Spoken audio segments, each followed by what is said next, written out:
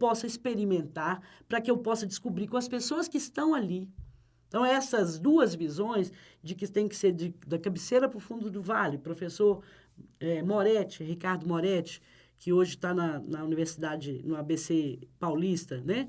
E esta determinação do território, infraestrutura, do professor Edésio, é o que eu tenho praticado, e é o que eu tento com meus alunos. Então, não vou ver acontecer? Não tenho certeza que não vou. Mas eu tenho uma série de parceiros, que eu falo com meus alunos que minha condição de professor é circunstancial. Eu estou ali, eu sou professor, eu sou aluno, mas eu quero mesmo é parceiro para o resto da vida. Então, você perguntou dos Arquitetos Sem Fronteira, todo mundo, ex-aluno, ex-estagiário, só tem moçada hoje. Os mais velhos lá sou eu e o Tiago, porque eu não sou mais diretoria, mas eu continuo associado. O Tiago Castelo Branco, que foi meu aluno. Mas, assim, só gente nova fazendo o mesmo tipo de trabalho que eu fazia muito solitariamente na minha época. Felizmente, hoje tem uma série de outras pessoas, muito mais jovens, com muito mais energia para fazer, e muita gente que partilha dessa visão, sabe? Assim, olha para o território e fala, onde é que está o córrego passando? Onde é que ele esteve? Como é que isso transformou? Como é que essa paisagem era antes, né? Enfim, é isso que eu tenho trabalhado em sala. E aí, a sala de aula é um lugar que eu gostaria de frequentar com muito menos do que hoje, né? Eu dou aula no curso noturno, a gente vai muito a campo, a gente vai aos sábados e tal, mas eu queria uma situação ideal, assim, de eu estar no campo e o aluno, e o aluno ir, porque as coisas estão lá, elas estão acontecendo lá.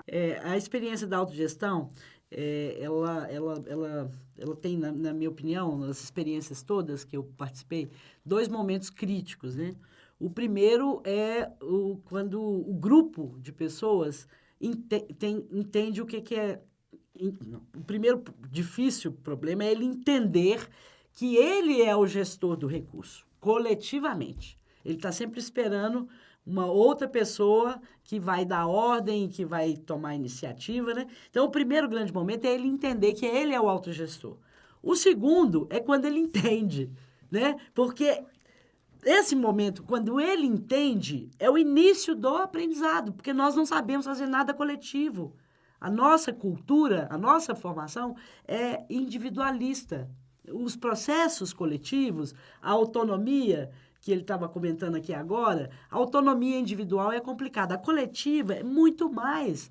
Nós não temos rastro para isso. E todas as experiências que caminhavam nessa direção, ou elas... Se ela fracassou, ok, beleza, fracassou, é mais uma justificativa para a gente não estimular.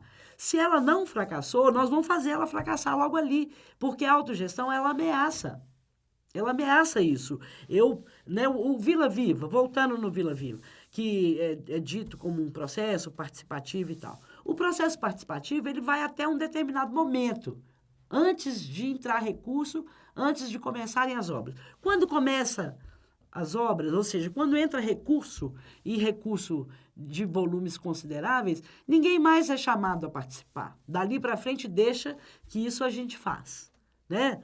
O cidadão comum, a ele não é dada a oportunidade, é negado o direito de autogerir recursos públicos. Nós podemos, sim, autogerir recursos públicos, né?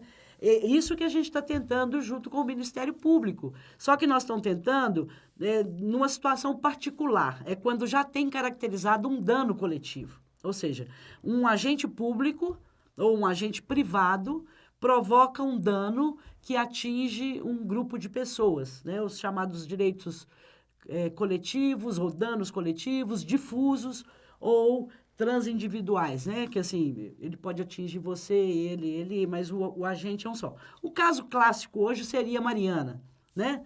A rompimento da barragem, Samarco, e, né, assim, toda aquela tragédia que a gente até hoje está aí, parece que já acabou, porque a Rede Globo parou de falar, mas ela continua aí, né? Então, num caso como aquele, caracterizado o dano coletivo, né? E dimensionado a reparação, então, como se repara esse dano? Quais são os procedimentos? Quais são as etapas? Quanto custa? Depois disso tudo, quantificado, então, a reparação do dano, o autor do dano, o promotor do dano, perderia o direito a ser ele o executor. Né? Que é aquela velha história, né? Assim, é a raposa cuidando do galinheiro, né? Então, assim, é você que é o que está acontecendo, a Samarco que determina. Não, vocês não vão morar aqui, vocês vão morar ali. Não, vocês não vão morar na... A casa tem que ser igual para todo mundo. Quem falou que tem que ser igual para todo mundo? Né? Assim, por quê? É você que provocou todo esse desastre na nossa vida que vai determinar, mas é o que está acontecendo. O que o Ministério Público está tentando é que, num processo como esse, a reparação do dano tenha a prerrogativa de ser autogerida. Então, me dá aqui o recurso. Quanto é que custa recuperar? Nós queremos recuperar, sim. Quanto custa isso? Então, isso seria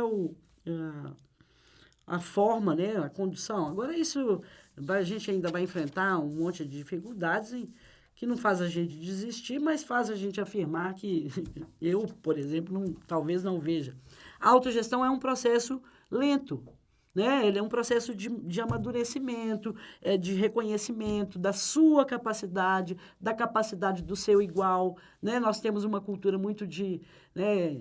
E a ciência moderna faz isso. Né? Assim, quem é você para dizer que não está em área de risco? Olha aqui o laudo assinado pelo geólogo. O geólogo assinou, você está em área de risco. Não estou em área de risco, não, doutor. Estou aqui há 80 anos. Não, você está em área de risco. Não estou. Então, essa dominância da ciência, né, sobre o conhecimento, sobre a prática, né, o conhecimento não acadêmico, não científico. Né? Você quer falar mais alguma coisa? Tem alguma coisa que você acha que precisa ser dita, assim? Que eu acho que é muito rica a experiência toda sua. É diferente, né? Quando a gente foi fazer a seleção das arquitetas, eu falei assim, eu sei de uma que eu acho que é muito diferente, porque exatamente a gente precisa mostrar as diferenças, né? Em geral, se pensa assim, né? A grande arquiteta de uma grande edificação, né? E eu acho que esse caminho já foi... Outro dia um aluno falou assim, não, isso é da era industrial. Era industrial. Né? Isso é da era industrial. Não é dessa era mais. Eu, assim, mesmo entre os meus contemporâneos, né, meus colegas de escola, companheiros que até hoje fazemos alguns trabalhos juntos, encontramos, somos amigos, né? Esse trabalho não era muito bem compreendido, muito bem aceito, muito bem enquadrado como arquitetura, né? Eu lembro que, assim, quem tinha mais benevolência comigo falava que eu era uma arquiteta social.